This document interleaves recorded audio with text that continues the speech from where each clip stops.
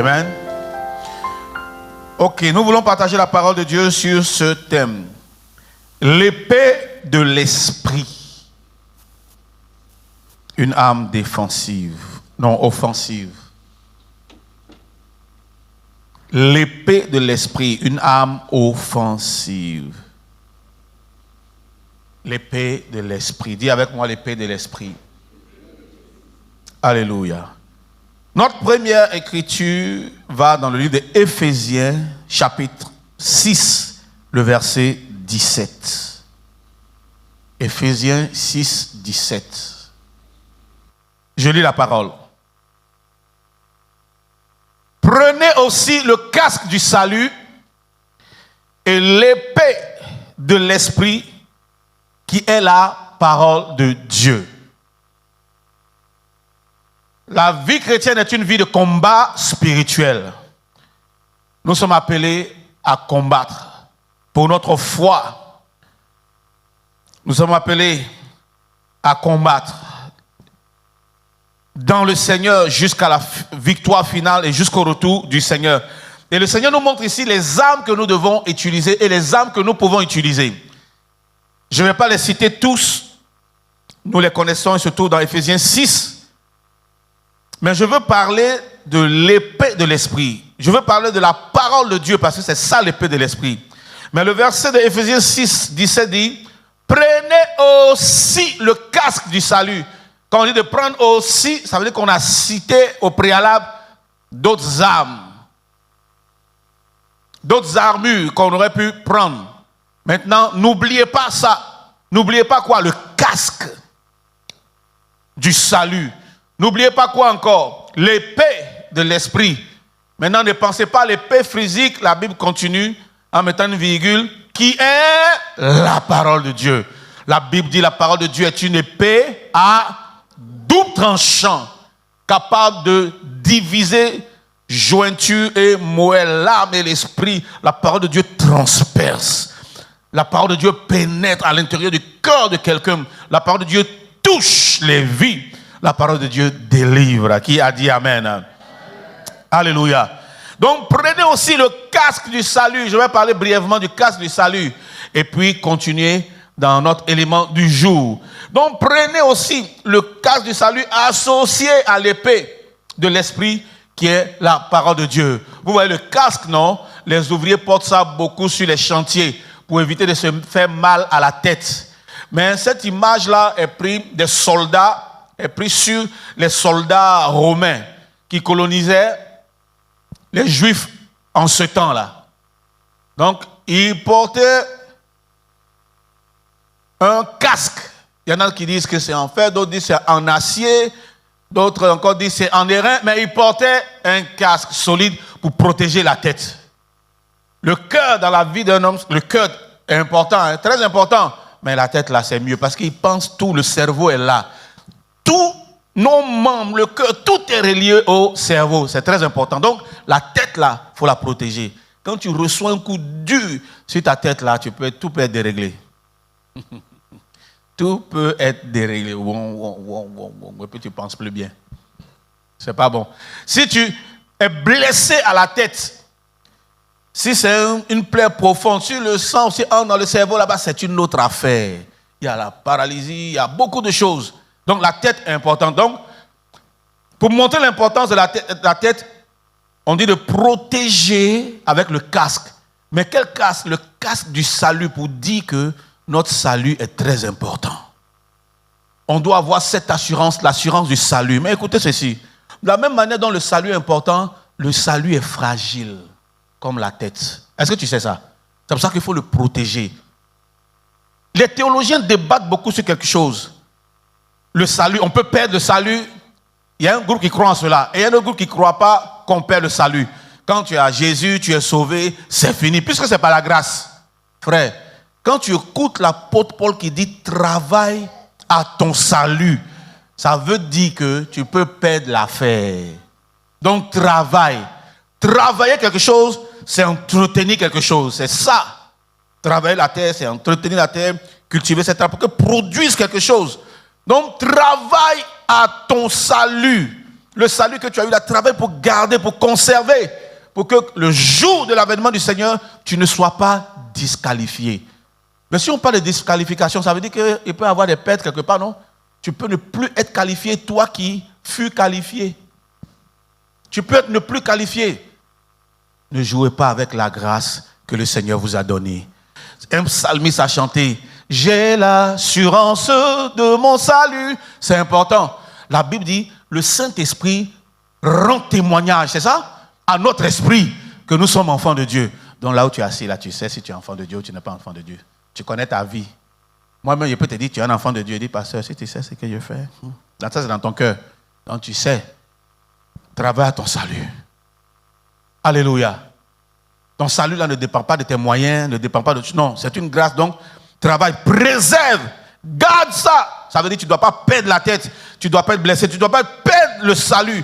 Ton salut en Christ ne doit pas être atteint, ne doit pas être touché. Qui a dit Amen? Donc, prenez aussi dans vos combats spirituels, parce qu'il peut y avoir des déceptions là-bas. Si Dieu n'a pas vite agi, si quelque chose ne s'est pas vite passé, il peut y avoir des déceptions. Travaille pour préserver ton salut, pour protéger ton salut. La Bible dit quoi? Celui qui est de Dieu, ça veut dire il n'est pas dans le péché.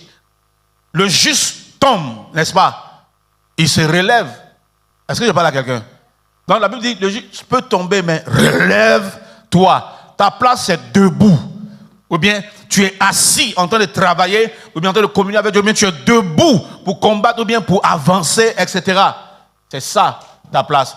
Donc celui qui est de Dieu n'est plus dans le monde. Les choses du monde ne lui disent rien, mais il est dans le monde, n'est-ce pas? Mais il n'est pas du monde. Travaille à ton salut. Ne perds pas ton salut. Tu peux être à l'église tous les dimanches, tu n'as jamais manqué. Mais si tu ne travailles pas pour le salut que Dieu t'a donné, en marchant dans la justice de Dieu, tu peux perdre. Je vais attirer l'attention de quelqu'un. On perd ça souvent de vue. On ne prêche pas souvent. La Bible dit, quand on mourra, quand on sera devant le Seigneur va nous dire si on peut entrer ou on ne peut pas rentrer. Ou bien le jour de son avènement, au jour du jugement, il y a des gens qui vont dire, bon et fidèle serviteur, entre où? Entre dans la joie du Seigneur, entre dans la félicité de Dieu. Maintenant, à d'autres, ils vont dire, il va dire quoi? Je n'étais jamais connu. Quelqu'un dit que Dieu m'en garde. Dis Seigneur, fais-moi grâce. Non, de toute façon, il a dit à quelqu'un, arrière de moi, Satan là. Il y a d'autres, il va dire, arrière de moi. Toi, je ne t'ai pas connu, ouvrier d'iniquité. Il dit, il y a des gens qui vont dire, Seigneur, est-ce que j'ai chassé des démons en ton nom? Oui, en ce moment-là, tu as l'onction. Après, tu as perdu. J'ai guéri les malades en ton nom? Oui, tu avais l'onction. Ça, c'était quand ça? Est-ce que maintenant, là, tu guéris encore, tu chasses? Seigneur, j'ai chassé des démons en ton nom? Oui, c'est avec quelle puissance? Seigneur, j'ai guéri des malades en ton nom, j'ai fait des miracles? Oui, c'est avec quel esprit? Quelqu'un me suit? Porte le casque du salut. Dis à quelqu'un à côté de toi, porte le casque du salut. Dis, ne perds pas de vue ton salut à cause de la gloire de ce monde, à cause des plaisirs de ce monde, à cause des choses matérielles. Pardon. Dis à quelqu'un pardon. Que Dieu nous aide. Porte ton casque. Si tu as le casque, il ne faut pas te déposer quelque part. Quelqu'un va prendre. Un caillou peut taper ta tête. Mais si tu as le casque qui tape, ça peut faire con, mais tu es safe. Que cela soit ta portion. Au nom de Jésus. Amen. Donc prenez aussi le casque du salut. Dans ces temps qui courent, on en a besoin. Le casque du salut pour se protéger. Parce qu'il n'y a plus de sécurité sur le plan spirituel, sur le plan physique, naturel et autres. Tu as besoin d'avoir l'assurance de ton salut. Parce que tout peut t'arriver. Celui qui a l'assurance de son salut, Christ est sa vie.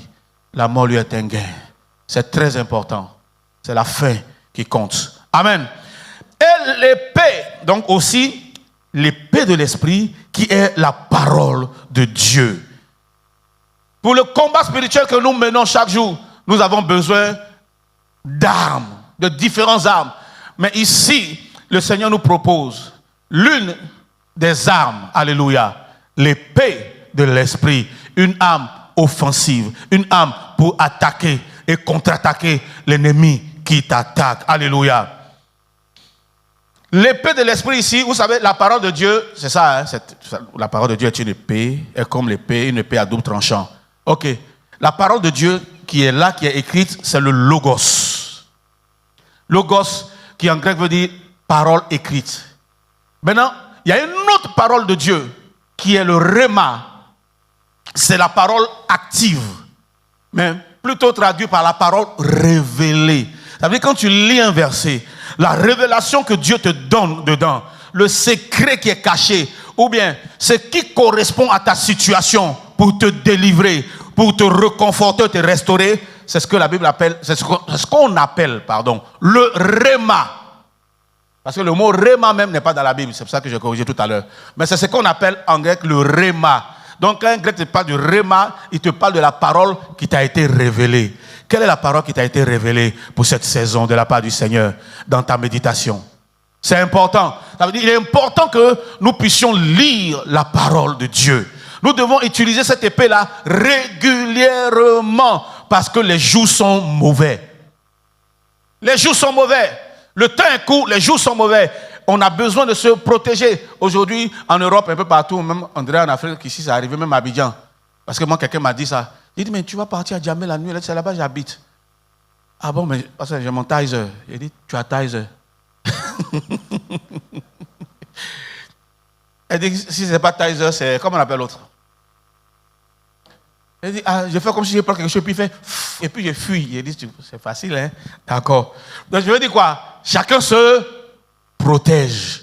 Il y a des gens, pour eux, c'est d'aller attacher amulettes sur les bras ici, et puis sur les reins. Il y en a qui, eux, leurs armes là, défensives, ils vont faire des scarifications, ils mettent des choses dedans, ils disent anti-accident. Et puis c'est ça même, c'est accident qui les prend aussi, à la fin. Alléluia. Mais nous avons l'épée de l'esprit, qui est la puissance de la parole de Dieu, qui a dit Amen. Et dans ce temps qui court, nous en avons besoin. Dans cette saison-là, nous en avons besoin pour nous défendre. Jésus l'a utilisé. Notre Seigneur Jésus, alléluia. Mais il faut que la parole de Dieu que tu connais ne reste pas éternellement un logos. Même il est écrit que la parole a été faite chair. Ça veut dire elle a été transformée. C'est ça, transformée. Elle est passée de son état spirituel à l'état physique. Tu entends la parole quand je parle. Est-ce que tu vois mes mots? Est-ce que tu vois? Non. C'est spirituel, c'est dans l'esprit. Mais quand je matérialise ce que je dis, elle devient tangible. Que la parole de Dieu, pour toi et moi, devienne maintenant tangible, devienne réelle, produise des fruits au nom de Jésus. Amen. Donc, le diable a attaqué un jour le Seigneur. D'abord, l'esprit du Seigneur. On parle de l'épée de l'esprit. Donc, l'esprit de Dieu. L'esprit du Seigneur a conduit le Seigneur où? Dans le désert pour jeûner et prier. Ça, c'est une parenthèse pour ceux qui ne jeûnent plus. Ceux qui n'arrivent plus à jeûner trouvent beaucoup de raisons. Alors qu'il y a des maladies, même quand ça te tape, le médecin te dit, tu es obligé de jeûner. Tu ne dois pas manger jusqu'à ça, c'est ça qui va te sauver. Mais n'attends pas que tu sois malade de la sorte avant de commencer à jeûner. Le jeûne est important pour toi, pour nous, enfants de Dieu. Donc, il a conduit, vous qui ne jeûnez plus là, qui vous conduit? Ah, je pensais que quelqu'un allait répondre. Qui vous conduit? Je n'arrive pas à jeûner. Maintenant, là, mon ventre, ton ventre a quoi? Si tu as fermé ta bouche, ton ventre va se calmer. Que Dieu nous aide. Conduit pour aller dans le désert, jeûner 40 jours. Il a fait 40 jours. 40 nuits sans manger, sans boire, conduit par l'esprit. Ce n'est pas le diable qui peut te conduire comme ça. Ce n'est pas la chair qui peut te conduire. La chair va te dire mange. Tu manges, ah ça va. Il dit non, c'est trop doux, tu n'es pas rassasié. Mange encore. Mange. Maintenant tu grossis, la même chair là te parle à l'intérieur. Tu es devenu trop gros. Tu es devenu trop grosse. Maintenant va acheter thé. Et puis il te conduit comme ça. Il te conduit. Mais l'esprit te conduit dans des choses qui te seront bénéfiques. Qui a dit Amen? Ceux qui sont conduits par l'Esprit de Dieu sont enfants de Dieu. Si tu n'arrives plus à gêner, te décider toi-même, aller en retraite, chercher la face de Dieu. Il faut chercher à savoir si le Saint-Esprit est là encore bien, il est parti quelque part, il t'a laissé. Ou bien il est avec toi. Qui te conduit? Et quand il te demande d'aller jeûner, de chercher la face de Dieu, il y a jeûne et prière. Il y a combien de personnes qui viennent ici? Parce qu'on a mis jeûne dedans. Et les gens me disent, pasteur, je ne suis pas venu, il n'est pas jeûné. Donc je ne peux pas prendre les arguments seulement. Un jour, toi-même, tu vas trouver un argument contraire. Que Dieu nous aide. Donc l'Esprit le conduit pour aller jeûner. Et à la fin de son jeûne, qu'est-ce qui se passe? Le diable vient le tenter. Il a utilisé l'épée de l'Esprit. Il a utilisé la parole pour vaincre le diable. Alléluia. Il ne s'est pas fatigué. Je disais un jour quelque part, et puis je l'ai dit au premier culte, Jésus parlait en langue. C'est lui-même qui a envoyé le baptême du Saint-Esprit là. Il parle en langue. Il n'a pas besoin de dire que je parle en langue. Si Paul n'avait pas dit je parlais en langue plus que vous tous, vous allez dire que les disciples, là, c'est Pentecôte seulement, ils ont parlé en langue, après ils n'ont plus parlé en langue. Paul dit je parle en langue tous les jours. Ça veut dire que c'est ce que les disciples faisaient. Mais il n'a pas parlé en langue sur le diable. Il a utilisé l'épée de la parole. Tu as besoin de la parole. Tu as besoin de connaître la parole. Tu as besoin d'utiliser la parole. Alléluia. La Bible dit quoi? C'est de l'abondance du cœur que la bouche parle. Donc que ce livre de la loi ne s'éloigne pas de ta bouche si tu veux réussir. Ce n'est pas dans les affaires seulement, dans tous les domaines de ta vie. Mariage, affaires, combat spirituel et autres. La parole, elle est éternelle. La parole de Dieu est tout terrain. Est-ce que je parle à quelqu'un? Tout terrain. Au commencement était la parole. Et la parole était avec Dieu. Et en fait, même cette parole, c'est Dieu. Toutes choses ont été faites par elle. Rien de ce qui a été fait n'a été fait sans elle. Tout. Donc, Dieu, au commencement, pour créer, il a utilisé la parole. Avec la parole de Dieu. Si tu es imprégné dans la parole de Dieu, tu médites jour et nuit la parole de Dieu, tu aimes la parole de Dieu, le Seigneur utilisera sa parole pour changer ta condition, pour changer ton environnement et pour transformer davantage ta vie au nom de Jésus-Christ de Nazareth. C'est très important. Dieu a changé le chaos qui était devant lui. La terre était vide. Par la parole, il a rempli la terre en appelant les étoiles, le firmament, les astres, en appelant les herbes de différentes espèces, les plantes. Il a rempli par le moyen de la parole. Il y avait les ténèbres. Il dit que la lumière soit. C'est par la parole. Il a appelé la lumière. La lumière est venue pour jouer son rôle. Tu peux changer ton environnement. Tu peux changer ta vie par le moyen de la parole, mais la parole de Dieu. Parce qu'elle est créatrice. Parce qu'elle transforme les vies et elle transforme la condition de l'homme. Elle change la condition de l'homme. Qui a dit Amen? Au commencement était cette parole. Le Seigneur a travaillé à travers cette parole.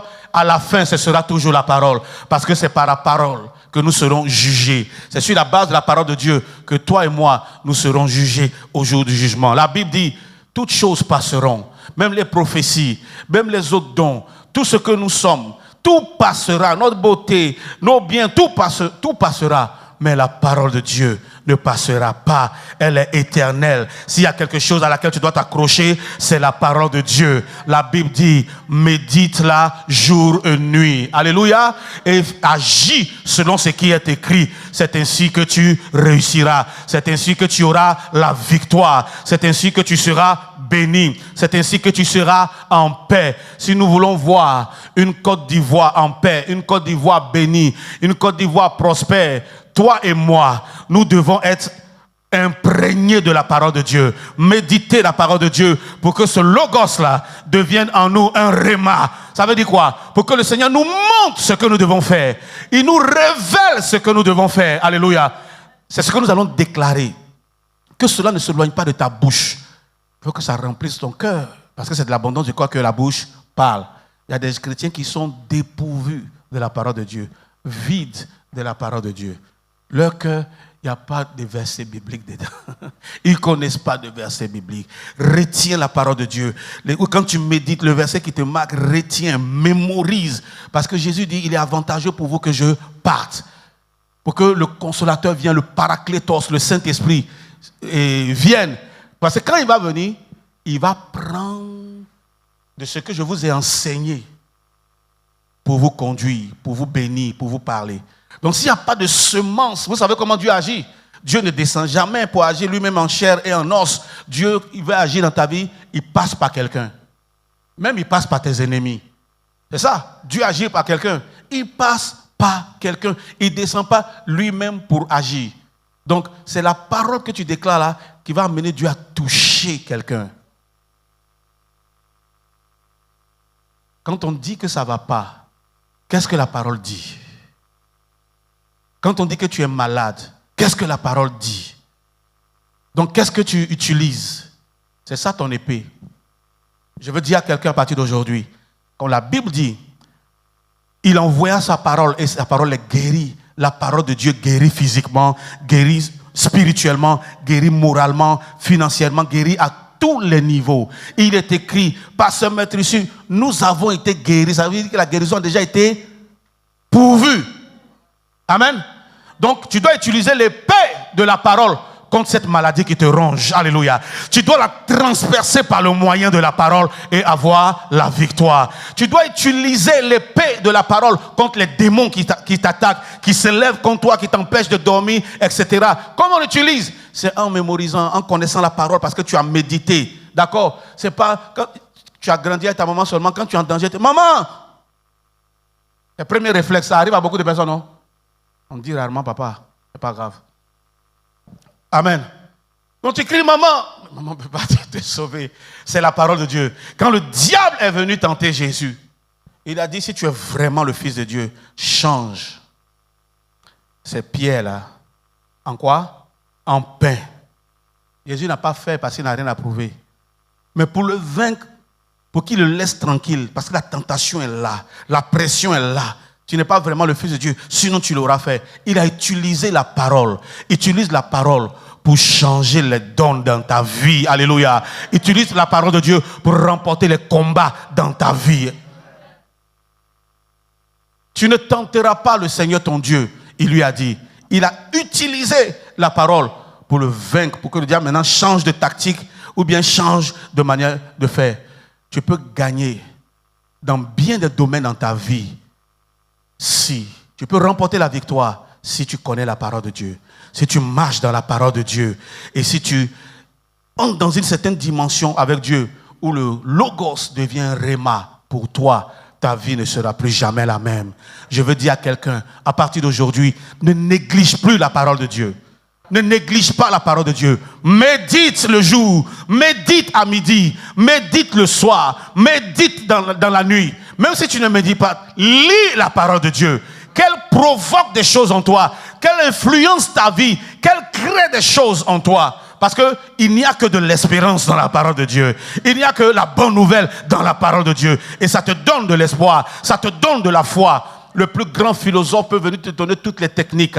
Le plus grand coach peut venir te donner toutes les méthodes et les secrets de développement personnel. Ça n'apportera rien à ta vie. Ça ne te donnera pas. Quand je dis ça n'apportera rien à ta vie, je veux dire quoi? Ça ne peut pas t'apporter plus que la parole de Dieu. Il n'est écrit nulle part que des cours de développement personnel te donnent la foi.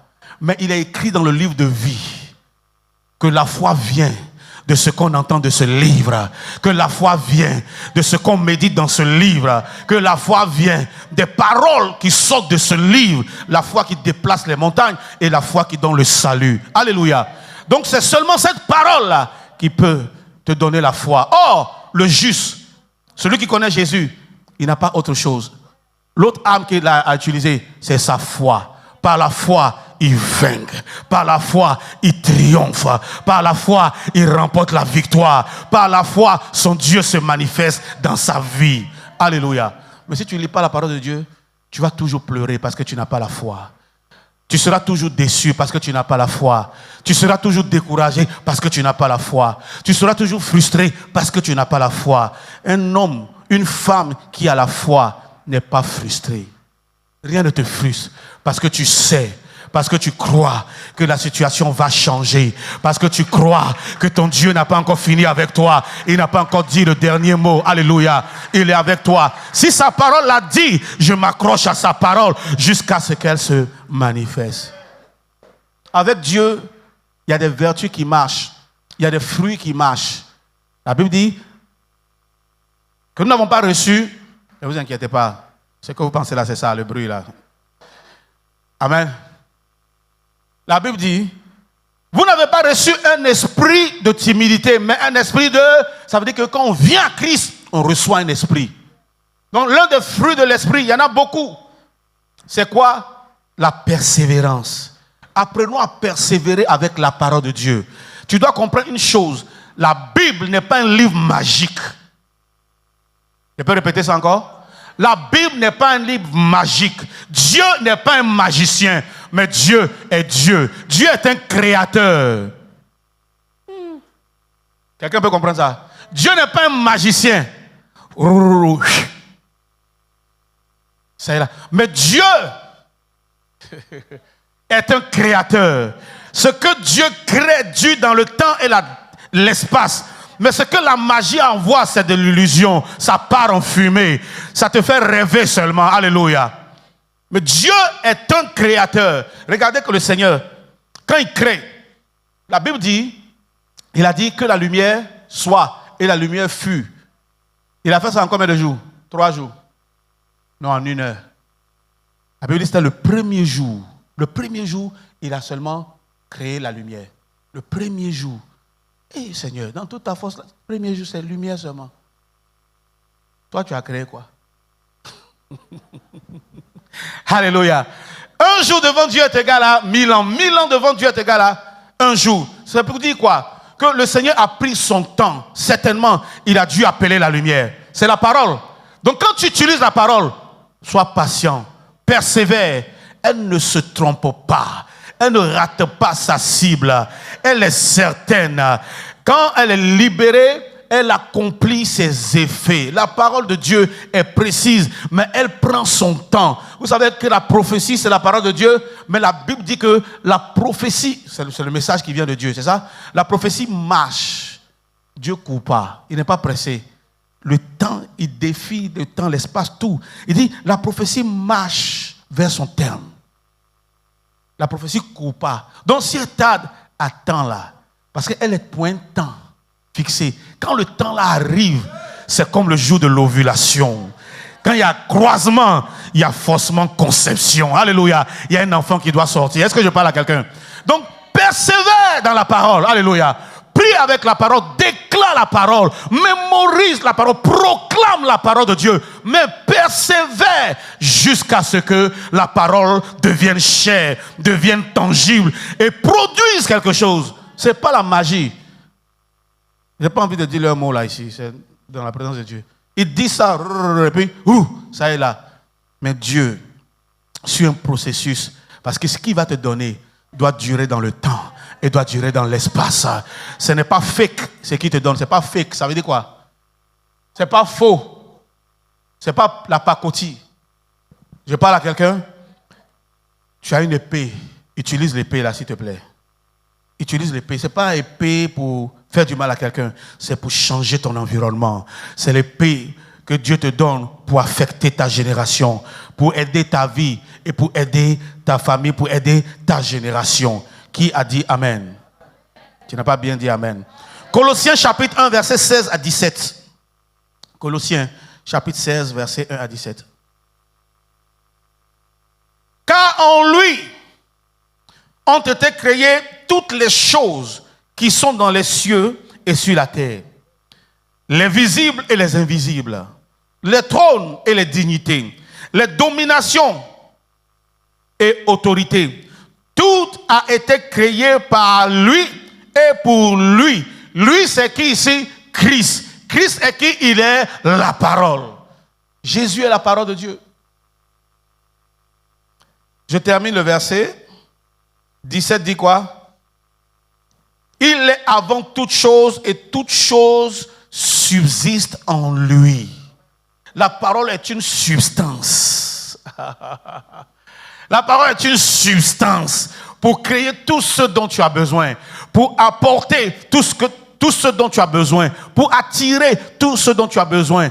Sois rempli de la parole de Dieu et fais attention à ce que tu dis désormais, parce que c'est ce que tu dis qui va arriver. Si tu dis partout, il y aura la guerre et il y a la parole de Dieu qui est remplie en toi, c'est ce que tu dis qui va arriver. Fais attention à ce petit élément qu'on appelle la langue, qui se trouve caché dans ta bouche.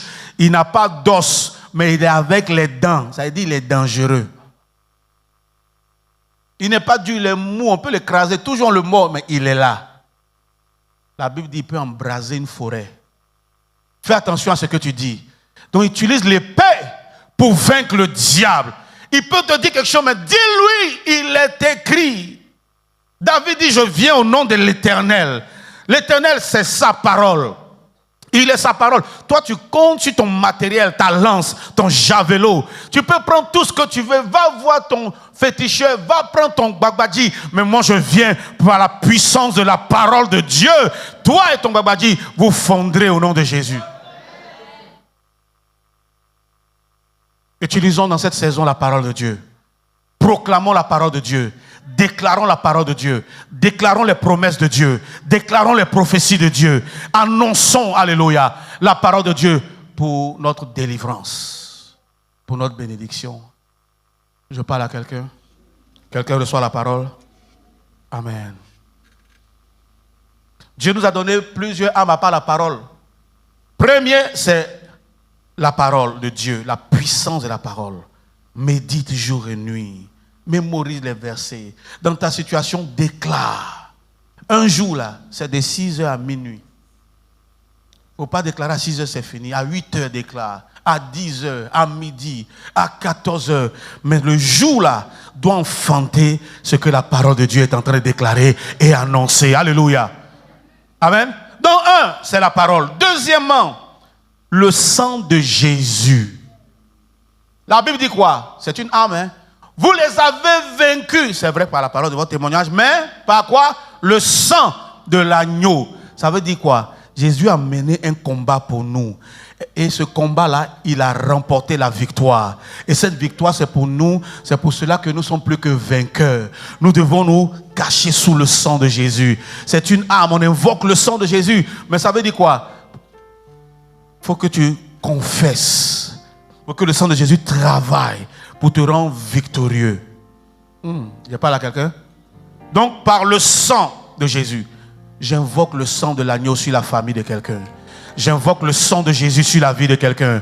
J'invoque le sang de Jésus-Christ sur toute la Côte d'Ivoire pour préserver, pour que la victoire que Jésus a remportée sur la croix, en versant son sang, cette victoire-là nous accompagne. Cette victoire-là soit pour nous, que nous puissions expérimenter cela au nom de Jésus. Je vais entendre un amen qui va faire vibrer le ciel. Alléluia, pour que Dieu se manifeste. Alléluia. Donc, la parole de Dieu, le sang de Jésus. Et nous avons une autre âme. Tout ça, c'est la parole qui utilise cela. Hein? On manifeste ça par la parole. C'est le nom de Jésus. On mentionne le nom de Jésus. On ne dit pas dans son cœur, on proclame. Il dit, en mon nom, vous chasserez les démons. En mon nom, vous imposerez les mains aux malades. Il ne suffit pas d'imposer seulement les mains, mais parle. Déclare mon nom. La nature connaît ce nom-là. Alléluia. En ce nom, les aveugles voient. En ce nom, les boiteux marchent. En ce nom, les paralytiques marchent. En ce nom, on est sauvé. Quiconque invoquera le nom du Seigneur sera sauvé. À la mention du nom de Jésus, tout genou fléchira. Même Dagon, un Dieu on a fabriqué, il était plus géant que, comment il s'appelle? Goliath. Mais un matin, quand on a déposé l'âge là, il n'est pas tombé tout de suite. Hein. Ils sont allés dormir. Persévère dans la proclamation de la parole de Dieu. Il a dit persévère, persévère, persévère. La présence de Dieu était là comme la parole de Dieu. Ils sont réveillés un matin par un bruit. Qu'est-ce qui s'est passé? Après d'entendre beaucoup. Il y a un tremblement de terre. Non, le Dagon est tombé. Je prie que le Dagon de ta vie, alléluia, soit renversé au nom de Jésus par la puissance de la parole de Dieu qui a dit amen. Proclame la parole, proclame les oracles du Seigneur. Tu n'as pas encore vu des choses que Dieu fait. Je prie que dans cette saison, dans cette atmosphère, dans cet environnement que nous traversons, la puissance de Dieu se manifeste par le moyen de sa parole pour libérer les vies, pour sauver nos villes, pour sauver nos régions, pour sauver notre nation, pour délivrer notre nation. Proclame la parole de Dieu, déclare les prophéties de Dieu, prophétise sur la Côte d'Ivoire, prophétise la délivrance, prophétise la paix, prophétise prophétise la victoire, prophétise la libération, prophétise la stabilité, prophétise une paix durable au nom de Jésus. Alléluia. Persévère. Ce n'est pas la magie, c'est un travail qui se fait. Alléluia. Que Dieu nous aide à comprendre ces choses et à rentrer dans cette victoire-là. Luc chapitre 1, verset 37. Vous connaissez, hein, mais regardez ce qui est écrit. Et puis je vais lire ma version. Luc chapitre 1, verset 37. Car rien n'est impossible à Dieu. Luc chapitre 1. Il dit quoi? Car rien n'est impossible à Dieu. Qui connaissait déjà ce verset-là? Qui a déjà entendu ça? Rien n'est impossible à Dieu. Écoutez-moi cette version.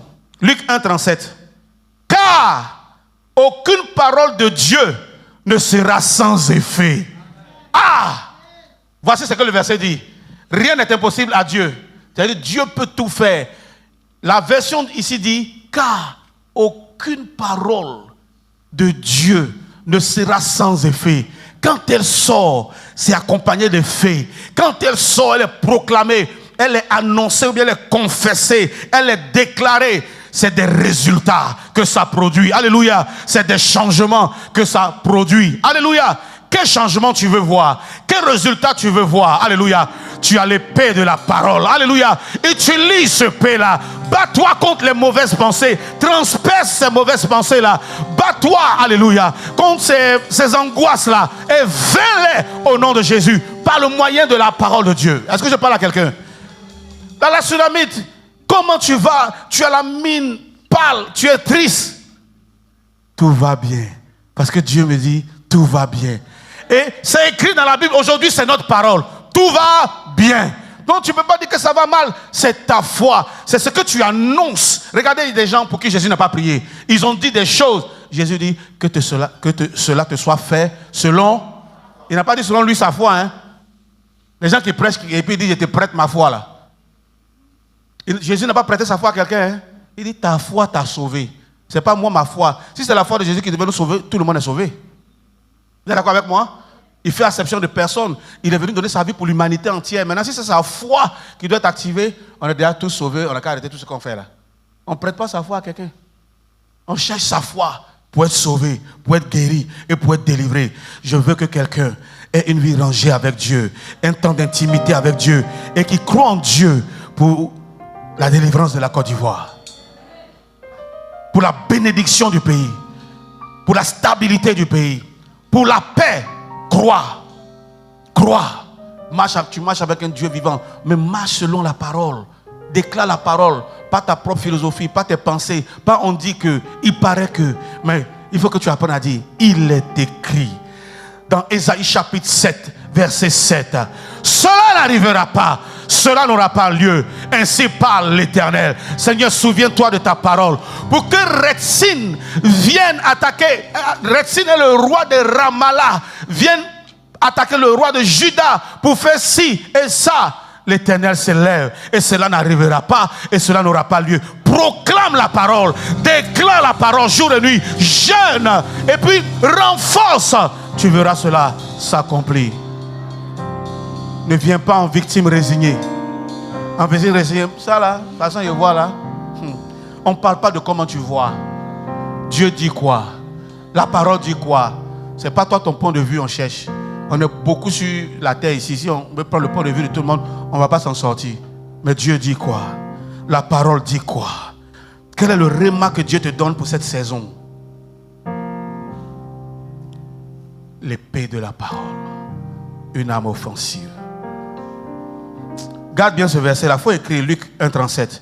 Car aucune parole de Dieu ne sera sans effet.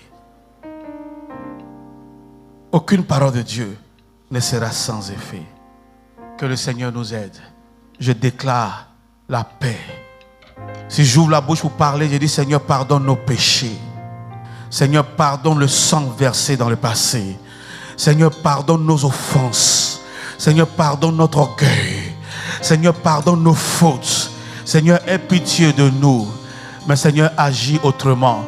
Que le sang de Jésus qui est versé couvre le sang des autres qui doit être versé peut-être la semaine prochaine, la semaine prochaine, le mois prochain, que le sang de Jésus annule cette programmation diabolique et satanique. Au nom de Jésus, je n'ai pas entendu ton amen.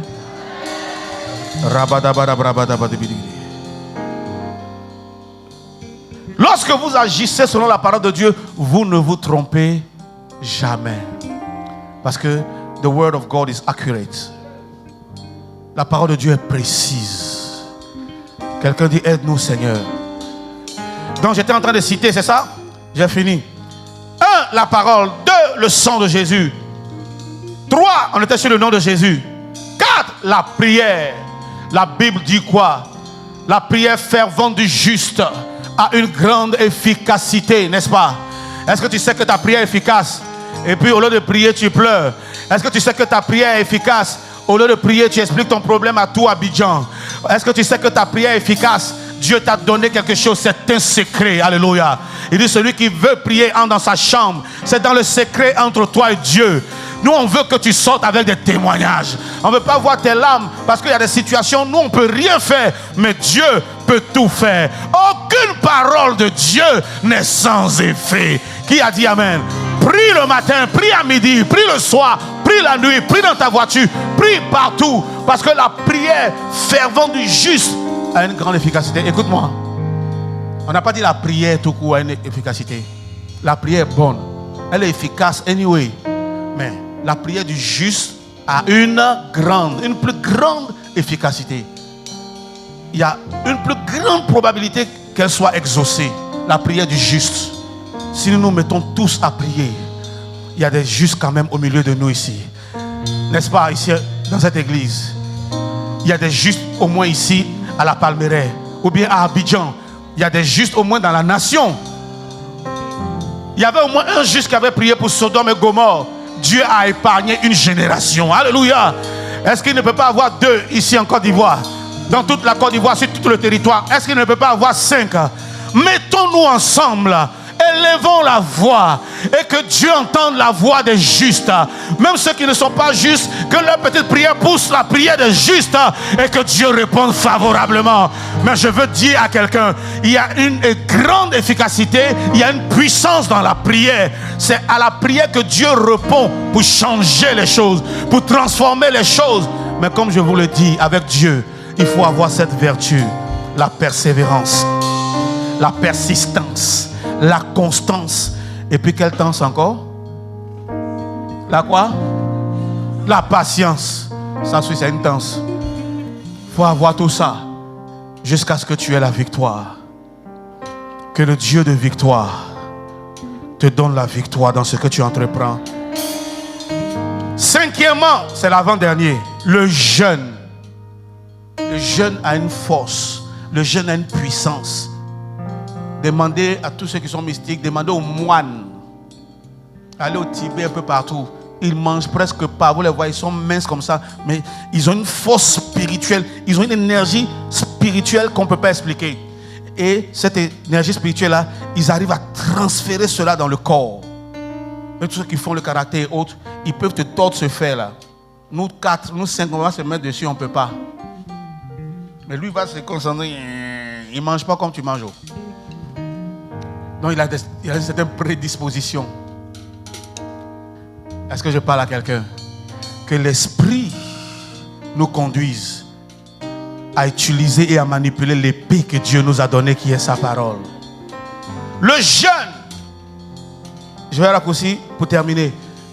Un jour, les disciples de Jésus ont prié. Vous savez que Jésus les avait envoyés déjà 2 à 2 pour prier. Quand ils sont venus, ils ont dit quoi? Waouh, Seigneur, même en ton nom, les démons nous sont soumis. Ils ont chassé des démons. Ils connaissent l'efficacité du nom de Jésus. Mais un jour, un monsieur vient, son enfant, ils ont fait sort de ce corps, sort de ce corps. Ils ont transformé en quoi, corps de ce sort. Quand les gens veulent ironiser, la corps de ce sort, tout. Le démon est là comme ça. Il dit, moi, je ne vais pas. Ses parents me l'ont donné. Je ne vais pas. Soit je ne sors pas. Soit je ne sors pas. Quand toi, tu vois Jésus, au lieu de demander délivrance, tu viens faire rapport. Seigneur, tes disciples là, ils n'ont pas pu chasser le démon là, pardon. 3 fois chasser les démons. Et Jésus donne un enseignement. Il dit, cette sorte, il discerne. Et il voit qu'il y a des catégories. Cette sorte de démon ne sort que par le jeûne et la prière. Les batailles qui sont devant nous, les épreuves, les combats qui sont devant nous sont par catégorie. On ne mène pas tous les combats de la même manière. Donc, en fonction de l'ampleur du combat, change de stratégie. Rentre dans le jeûne. En plus de la prière, là, rentre dans le jeûne. Un jour peut ne pas suffire. Un jour peut suffire. 3 jours de jeûne peuvent ne pas suffire, comme 3 jours peuvent suffire. 21 jours peuvent ne pas suffire, comme 21 jours ne peuvent suffire. Mais rentre dans le jeûne. Cette sorte de démon, ce genre de problème, ce genre de situation ne dégage, ne sorte, ne parte ou ne change que par le jeûne et la prière. Ou bien la prière appuyée du jeûne. Ne joue pas avec le jeûne. Le jeûne te soigne, le jeûne te guérit, mais le jeûne te prédispose et le jeûne te dispose à entendre la voix de Dieu, à faire désormais les choses pas comme tu veux, pas comme tu as toujours pensé, mais comme Dieu veut. Pourquoi? Parce que ça tue la chair, ça tue les œuvres de la chair. J'ai lu quelque part, je crois que je l'ai déjà dit ça ici une fois, que la nourriture, trop de nourriture, excite l'appétit sexuel. Tu es trop rassasié, ça fait que tu commences à fantasmer, il y a des idées qui viennent. Donc ça veut dire quoi? Moins de nourriture, bien point de nourriture va tuer ça. Donc le jeûne tue beaucoup de choses. C'est pour ça que le diable ne veut pas que tu jeûnes. Le jour où tu décides de jeûner, c'est là que tu sens l'odeur de toutes les nourritures du quartier. Il y a une boulangerie, tu passes toujours la pâtisserie, tu ne sens pas l'odeur. Tu oublies même. C'est quand tu as j'ai envie de manger, je vais au croissant. C'est pas toujours tu manges le croissant. Il faut décider de jeûner. Même dans la douche, même si la pâtisserie est à 200 mètres, ça va arriver. Tu sens l'odeur d'un croissant. Oh Seigneur. Combien de personnes n'ont pas mangé en oubliant qu'ils étaient en jeûne? Et puis, c'est pas quand tu entends des mains dans ta bouche, tu te rappelles, hein, tu as avalé. Aïe Seigneur, mon jeûne est gâté. Satan connaît l'efficacité de ça. Il connaît la puissance de ça. À partir d'aujourd'hui, jusqu'à la fin de l'année, c'est mon conseil pour toi. À partir de ce dimanche, jusqu'à fin 2021, sois un homme de jeûne et prière.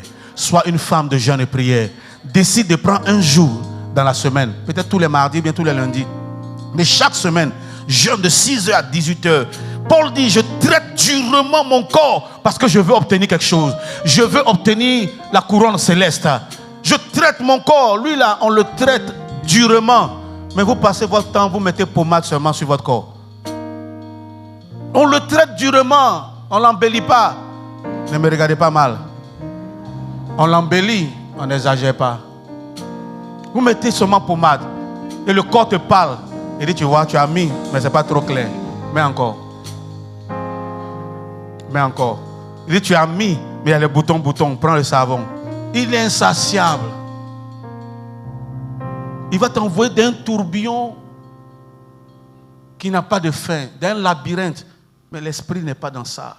L'esprit t'envoie dans une autre dimension qui n'a rien à voir avec les choses terrestres. Traite durement ton corps par le jeûne. Il faut l'obliger à jeûner. Il faut l'obliger à jeûner. Fais cette expérience-là. Tu vas venir me dire, c'est que Dieu, quand ton corps va commencer à s'habituer, c'est que Dieu va commencer à te montrer les victoires que tu vas avoir, les temps extraordinaires que tu vas avoir avec Dieu. Ton ventre va diminuer seul. Pour moi-même, a commencé à diminuer. C'est chaud, on jeûne fort. Mais la Bible dit, quand tu jeûnes, il ne faut pas dire. Quand ça diminue, ce n'est pas autre chose. Hein? C'est ça. On crie sur les enfants pour rien à la maison. Parce que d'habitude, ils mangent sur la table là. Toi, tu es au salon, l'autre côté là-bas, et puis ils viennent passer devant toi. Non, ils viennent manger dehors. Tout ça pour te tenter. Mais on doit jeûner, frère. On doit jeûner, faire violence.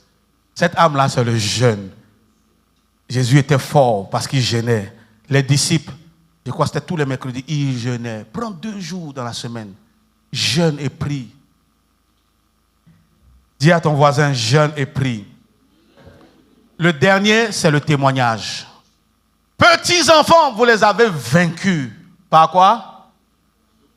Par la parole de votre témoignage. Si on veut être efficace dans la main de Dieu, Dieu nous utilise pour notre génération, pour notre pays et autres. On doit avoir un bon témoignage. Un bon témoignage. À la maison, il y a des gens ici, là. À la maison, c'est sorcellerie, ils font. À l'église, eux-mêmes se métamorphosent à l'entrée du portail, là, et puis deviennent anges. Un bon témoignage. Aujourd'hui, tu ne peux pas évangéliser dans ton quartier, tu ne peux pas évangéliser au travail, tu ne peux pas évangéliser tes amis parce qu'ils te connaissent. Toi aussi, tu les connais. Vous vous connaissez. Tout le monde me regarde bien. Ça, j'aime ça. Alléluia. Tu es tigresse. Bon, on dit j'attaque les femmes. Tu es tigre à la maison. Ici, tu es agneau. Yes, sir. Oui, ton responsable t'appelle. Tu plonges comme tu es là. Le pasteur t'appelle. Oh, gars. Au travail même, on te connaît.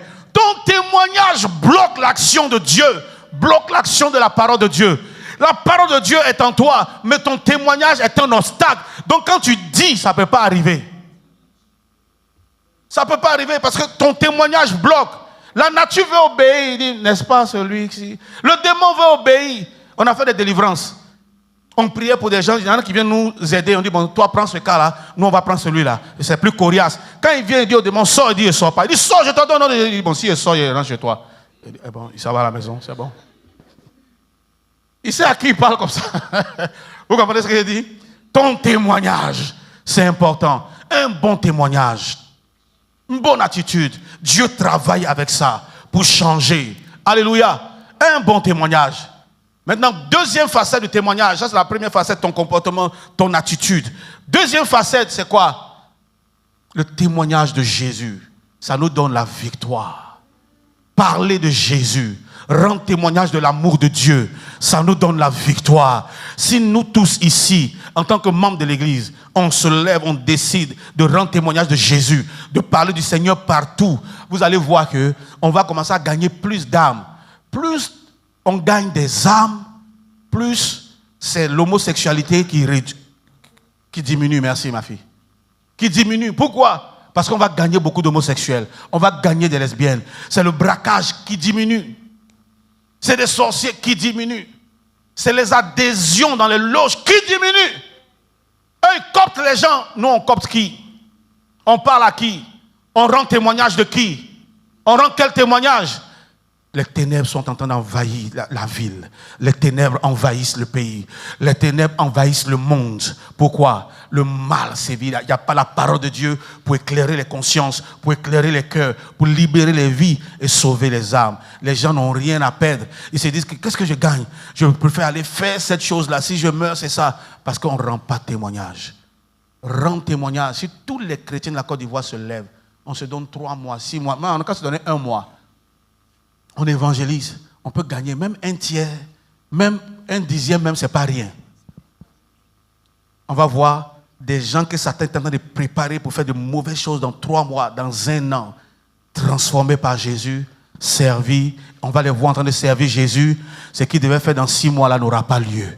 Ce qu'il devait faire dans 1 an là n'aura pas lieu. Ce qu'il devait faire dans 2 ans n'aura pas lieu. Parce que Dieu t'aurait utilisé. Il aurait utilisé ton témoignage. Tu parles bien à l'église. Mais comment tu parles à ceux qui ne connaissent pas le Seigneur? Est-ce que tu leur parles de Jésus? Quand tu exhortes ici, tu cites les versets bibliques, on dit, waouh, toi tu dois être un pasteur. Mais est-ce que ta pastoral a commencé déjà dans la rue? Est-ce que ça a commencé au marché?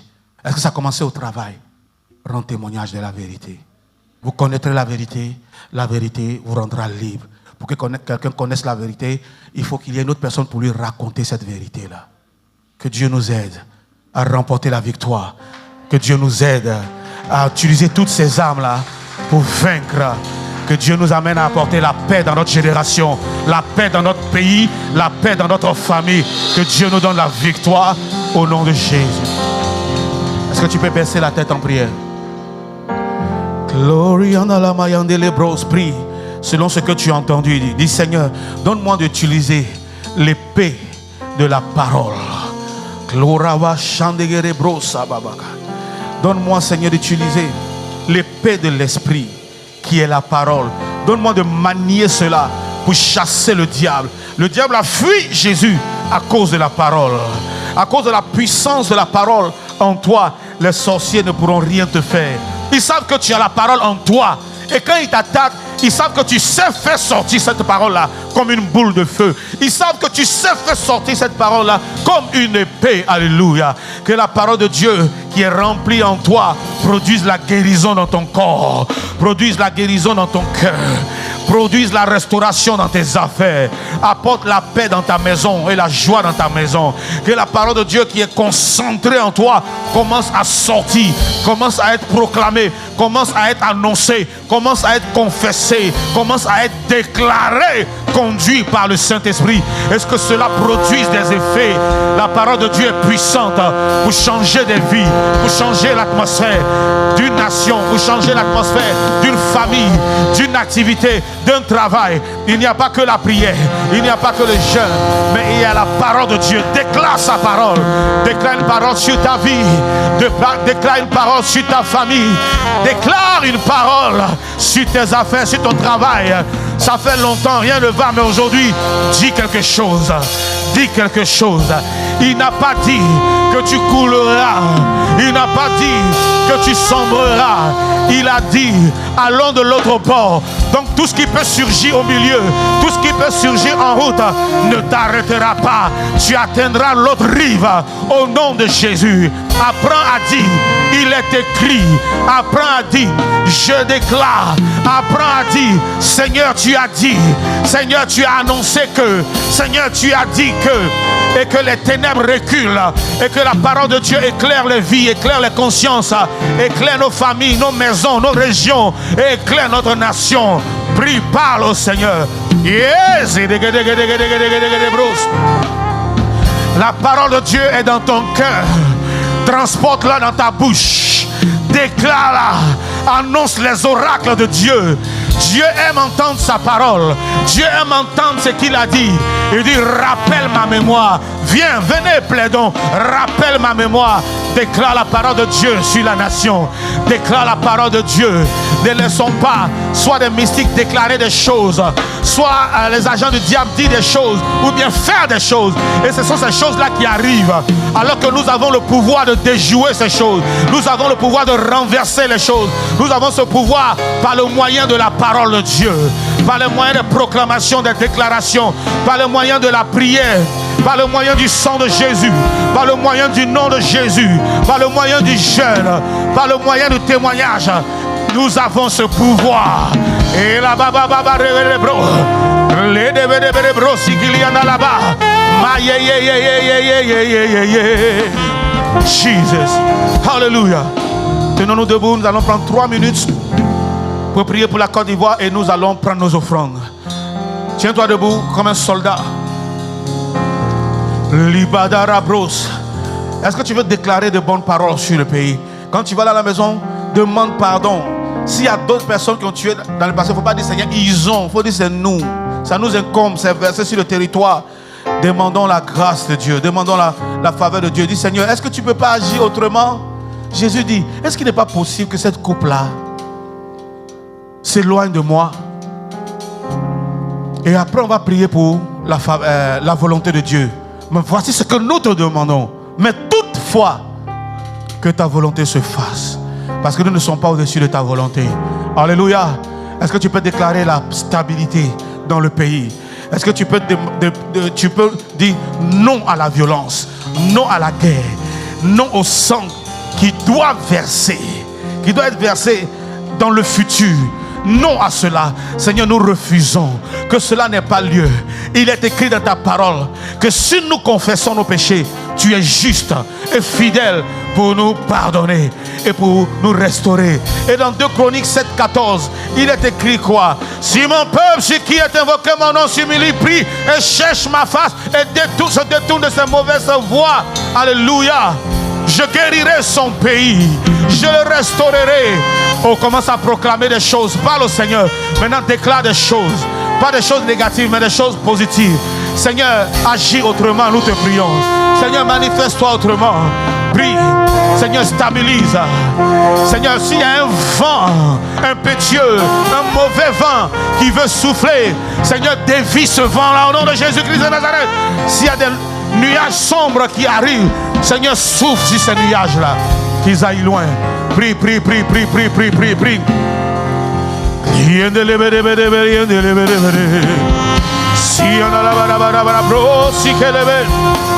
Jesus, Jesus.